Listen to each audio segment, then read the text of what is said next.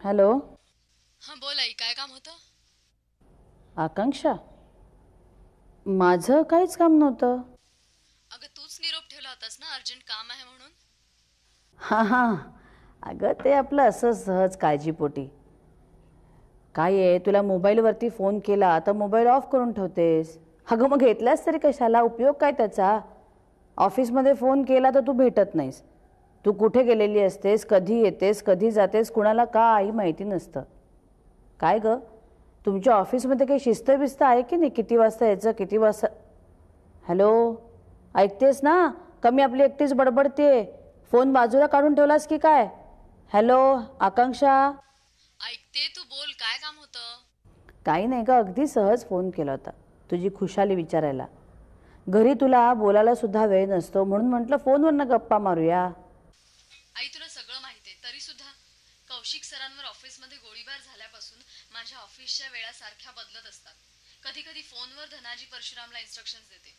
सर्वात महत्वाची गोष्ट म्हणजे माझं शेड्यूल मी काका पवारांच्या सल्ल्यानुसार ठरवत असते. यापुढे तसंच काही अर्जंट काम असेल तर काकांकडे माझा ठाव ठिकाणा कळेल. आणि हो, बहुतेक 2-1 दिवस माझा घरी राहण्याचाच विचार आहे. तेव्हा भरपूर गप्पा मारू. चल. बर. अगं,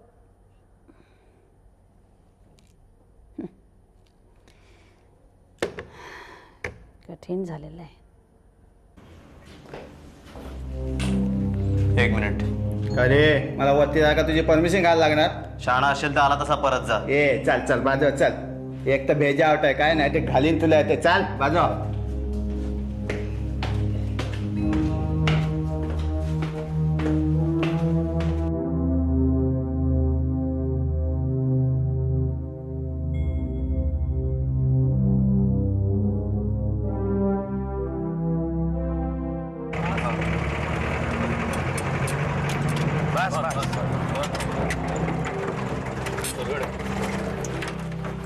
चला सोरवडे, तू सावंतांना घेऊन इथून निघा. राण्यांना घेऊन निघतो. Everything is plan. Good luck. Good luck. Good luck. या निघा तुम्ही.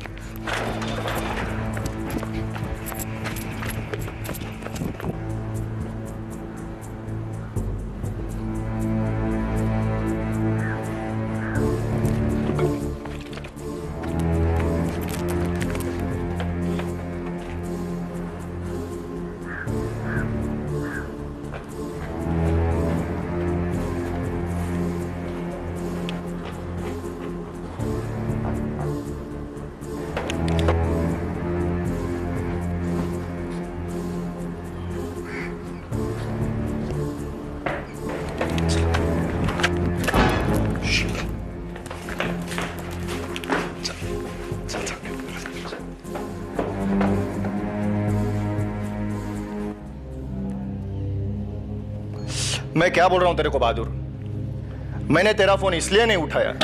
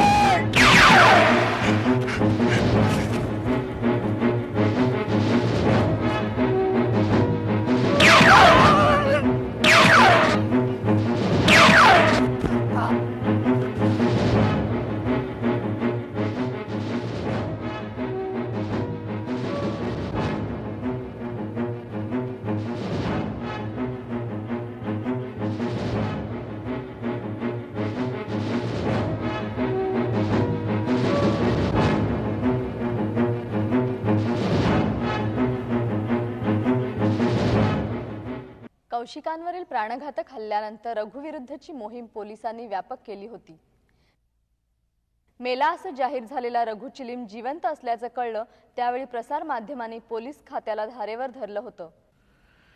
आता जाळण्यापूर्वी तरी एकदा त्याचा मुर्दा नीट तपासून बघा.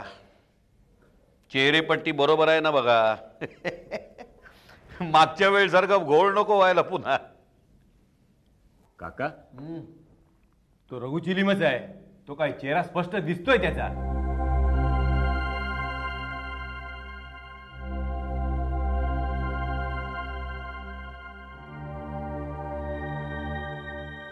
आबा मी जे आता बोललो होतो ना तो मी विनोद केला होता. असं होय. इन्स्पेक्टर चोरघडे आणि इन्स्पेक्टर माने यांनी संपूर्ण मोहीम राबवली होती. सुपरिटेंडेंट वागळे यांनी व्यूहरचना केली होती. पण त्यामुळेच इरेला पेटून पोलिसांनी आपलं काम केलं असं कमिशनर धैर्यवान म्हणाले. कौशिकांवर झालेल्या हल्ल्यानंतर प्रख्यात क्रिमिनल लॉयर काका पवारांवर झालेला हल्ला हे आम्हाला सरळ सरळ आव्हान होते असंही ते पुढे म्हणाले. मुळात या सगळ्याची सुरुवात झाली होती फेरीवाल्यांवर बनवलेल्या एका सॉफ्ट स्टोरीपासून आणि ती बनवणाऱ्या आकांक्षा जोशींना आलेल्या धमक्यांच्या फोनपासून. आपल्याला धमक्यांचे फोन नक्की काय येत आहेत हे सुरुवातीला आकांक्षा जोशींना कळलंच नाही. त्यानंतर त्यांच्या घरी गुंडांनी जाऊन धमक्या देण्याचा प्रकार घडला. फेरीवाल्यांच्या स्टोरीमध्ये रघु चिलीम दिसलाय हे जेव्हा सगळ्यांना कळलं त्यावेळी जीवाच्या भीतीने त्यांना काही दिवस गोव्यामध्ये जाऊन लपून बसावं लागलं होतं.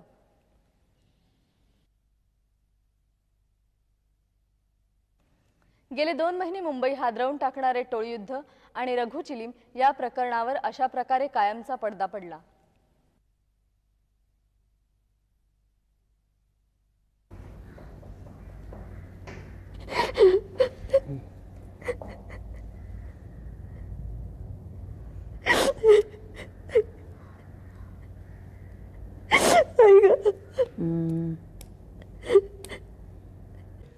तुम्ही काय माका सांगूत नका नचिकेत साहेबांनो.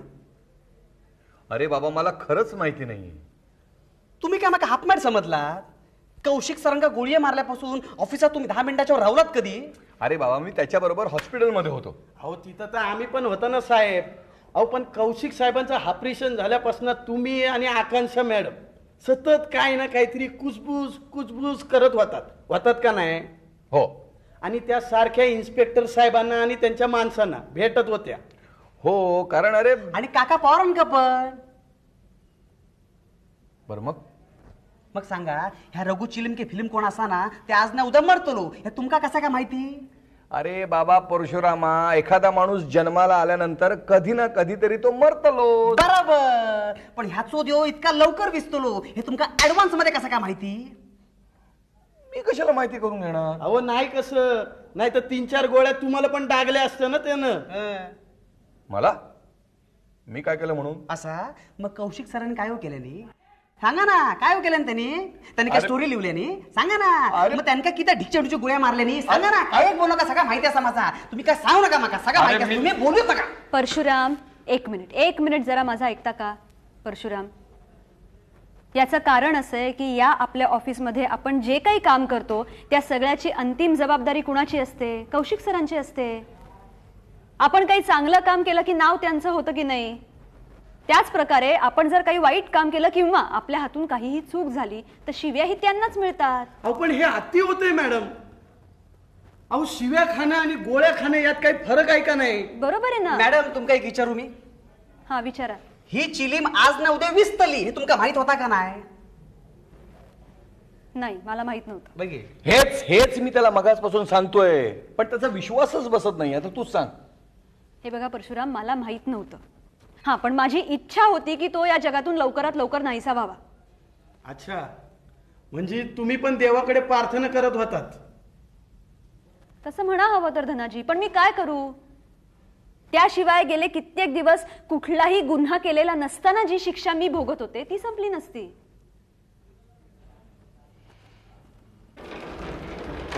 अरे सर तुम्ही कसे आहात. ठीक. कसं काय वाटतंय आजपासून जॉईन होत. नाही अरे काल ती बातमी ऐकली आणि तुम्हाला सगळ्यांना भेटावं असं वाटलं म्हणून तुमच्यासाठी मिठाई घेऊन आलोय. घ्या सगळ्यांना दे. आपण सगळे जिवंत आहोत हा आनंद तोंड गोड करून साजरा करण्यात का मोठा नक्कीच आहे नाही का. आता निशंक मनाने परत कामाला लागूया. मी लवकरच जॉईन होतोय. किती भयानक काळ गेला नाही. सतत टेन्शन सतत काहीतरी वाईट घडेल याची भीती. हो खरंच. नाही, आणि त्याही पेक्षा ना अगदी ऑफिसमधनं बाहेर पडताना, घरात सुद्धा, टॅक्सीत, रिक्षात बसताना, उतरताना, झोपताना, उठताना सतत अशी एक काळजी असायची की आत्ता ह्या सेकंदाला आपल्याला कोणीतरी मारूनच टाकलं तर. सतत असं वाटत राहायचं, सतत धोका, की विनाकारण कोणीतरी आपला जीव घेतला तर. हे सगळं बोलायला मिळतंय हेही पुष्कळ झालं, निदान मला.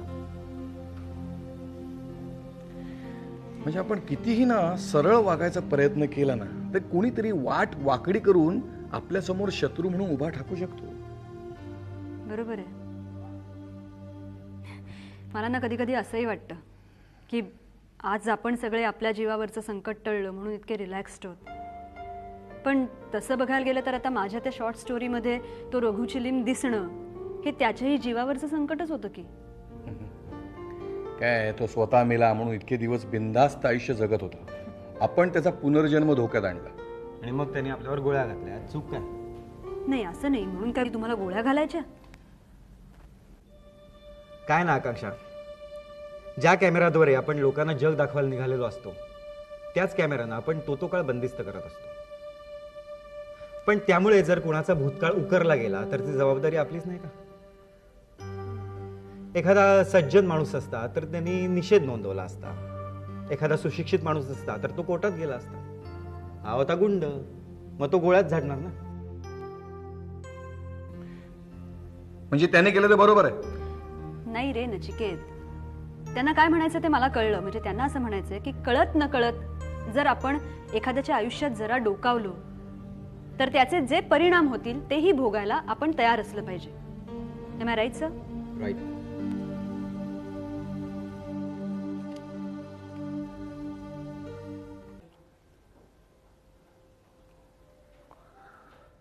खायला आणलंय ते कुठे ठेवू? ठेव कुठेतरी. नाही म्हणजे काम करताय तिथंच खाताय की आतमध्ये? आबा, एखादी बशी ठेवायला त्या टेबलवर जागा आहे, मी कितीही पसारा घातलेला असला तरी. एका बशीनं भागणार नाही, 7-8 प्लेटी आहेत, सगळं तुमच्या आवडीचं आहे. तुला फक्त 1 कप चहा करायला सांगितला होता, एवढ्या 7-8 प्लेटी बाहेरनं खायला आणायला सांगितलं नव्हतं मी. तुम्ही सांगितलं नव्हतं, पण मी मुद्दामच केलंय, गेल्या कित्येक दिवसाची भरपाई म्हणून.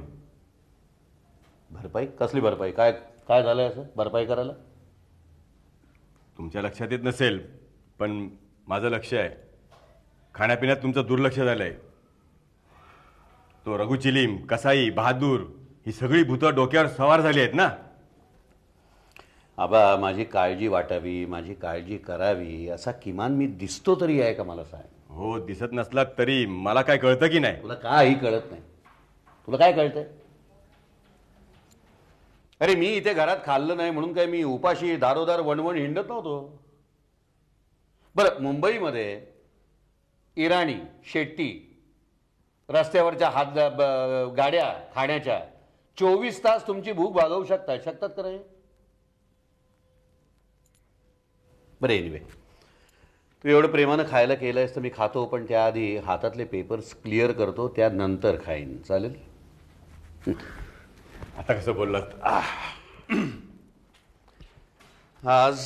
आज जरा हलकं हलकं वाटतंय बघ. डोक्यावरचं फार मोठं ओझं उतरल्यासारखं वाटतंय. हो ना? ती आकांक्षा, ती पोर रात्री सुखानं झोपली असणार बघ. रघु चिलीम गेला, एक मोठं प्रकरण संपलं. प्रकरण संपलं असं तुम्ही म्हणा, मी नाही बोलणार. म्हणजे आता काय राहिलंय? तो सदानंद नाईक, त्याचं नाव घेतलं ना तरी अंगाची आग आग होते. जाऊ दे रे, या साल्याला मी. जाऊ दे आबा, सोडून दे. या असल्या चिलटांची आपण फार काळजी करायची नसते बघ. चिलट आहे रे, त्यासाठी आपण आपली शक्ती नसते खर्च करायची. सोडून दे, चल. चिलट? मग चिलट नाही तर काय? पण त्या चिलटानं तुमच्यावर गोळी झाडायची हिंमत केलीच ना. करू दे ना, मग करू दे. काय फरक पडतो मला सांग ना. काय झालं आपल्याला त्यांनी गोळ्या झाडून? एक गोष्ट लक्षात ठेवा बाबा, जगातल्या कुठल्याही गोळीवर, जी गोळी इथे जाईल किंवा इथे जाईल, अशा गोळीवर काका पवारचं नाव अजून लिहिलेलं नाहीये. काळजी करू नको. मला सांग, काय कमी प्रकरणं झेलली काय आतापर्यंत आपण? तुम्ही काही बोला, पण मी त्या माकडाला सोडणार नाही. सोडणार नाही म्हणजे काय करणार आहे? काय करणार तुम्ही बघत राहा. असा त्याला ठेचून काढतो ना. बरं ते जाऊ दे, चला जरा खाऊन घ्या. जा तू आज जा, तयारी कर, मी आलो. हो पण हे लवकर आटपा आणि या. आटपतो, जा लवकर. चल. आबा आबा, ही केस मी आयुष्यात कधी जिंकू शकणार नाही, कारण साली आबा ही केसच निराळी आहे.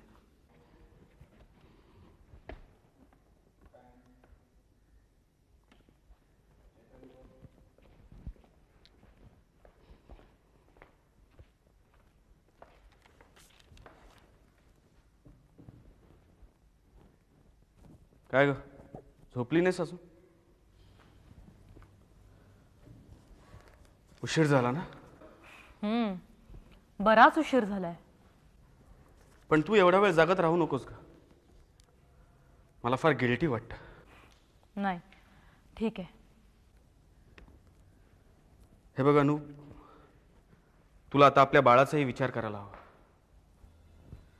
त्यासाठी योग्य वेळेला विश्रांती घेणं हेही तितकंच महत्वाचं आहे. अरे मी ते सगळं करतेय. तू फक्त माझ्यासमोर आत्ता बस. मला तुझ्याशी जरा महत्वाचं बोलायचंय. मला कल्पना आहे.